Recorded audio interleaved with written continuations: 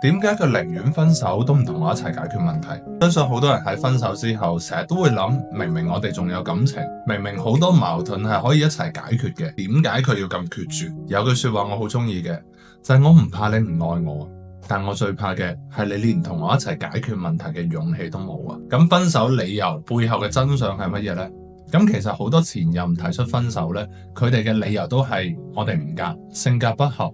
你爸爸媽媽唔中意我，或者係你承諾咗嘅嘢你都做唔到，但其實呢一啲全部都唔係重點。從佢提出分手嗰一刻起，其實佢已經打定主意係要解決人，而唔係解決問題。佢列出嘅所有問題，其實都只係為咗合理化自己嘅決定，俾自己多啲勇氣去離開你。咁點解佢寧願分手都唔肯同你一齊解決問題呢？好多人都會覺得，如果佢真係愛我嘅話，應該係要願意同我一齊面對問題嘅。但事實係，當一個人對關係徹底失望嘅時候，並且對未來已經冇任何希望，佢根本唔會花時間去修補。分手對雙方都肯定係好痛嘅一件事，但當痛苦已經超過對關係嘅執着嘅時候呢，好多人都會揀斷尾求生。所以你會認為佢唔願意解決問題，佢只係為咗逃避責任。而喺佢嘅角度，佢就會認為我已經試過好多次啦，真係行唔落去。你唔肯接受分手，所以你會將所有嘅責任推喺對方身上，話佢淨係識得解決人。但對佢嚟講，其實分手係一個好艱難嘅決定。你嘅否定就只會令到佢覺得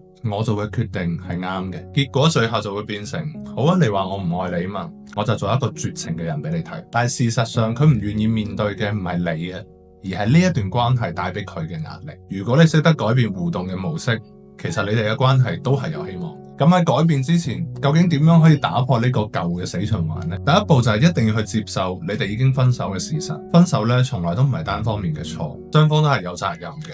你可以唔認同對方嘅決定，但你一定要尊重對方有選擇嘅權利。就好似食飯咁，你可能中意食鹹啲，佢可能中意食辣啲，冇人有錯嘅，只不過係大家嘅口味唔同。另外一樣好重要嘅就係，我哋一定要跳出受害者嘅心態。你覺得自己係受害者，但你細心諗下，你會唔會都係呢一段關係破裂嘅同謀呢？嗱，試諗下，你有冇真係細心咁樣去聽對方嘅訴求，定係你都係堅持自己嘅方式？就好似佢講，佢需要一啲私人嘅空間，你就覺得私人空間等於唔愛我，等於我哋唔夠 close。最後一個呢，就係用寬容去代替責怪。你一定要去承認，我哋兩個人大家都付出過，真心愛過，只係行唔到最後嘅啫。呢一個諗法會比佢根本從來冇愛過我，浪費時間，會更加容易令人釋懷。就好似你種花咁，每一日你都淋水，但係呢一棵花可能依然會枯，有可能只係花唔適合呢一個泥土或者氣候，並唔係你冇做出過努力。好多嘅分手其實唔一定意味住係真正嘅結束，反而係復合之前嘅考驗。所以如果你以為分手之後就冇機會嘅話，其實可能佢只係代表呢一刻佢唔想解決問題，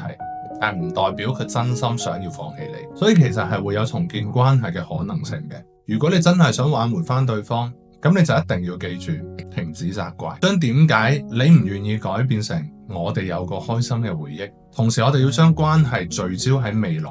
比如話，我知道我以前有唔啱嘅地方，做得唔夠好嘅地方，但我願意去學點樣愛你。同埋有一樣嘢非常之重要嘅就係一定要俾對方空間。你逼得越緊，只會推得越遠。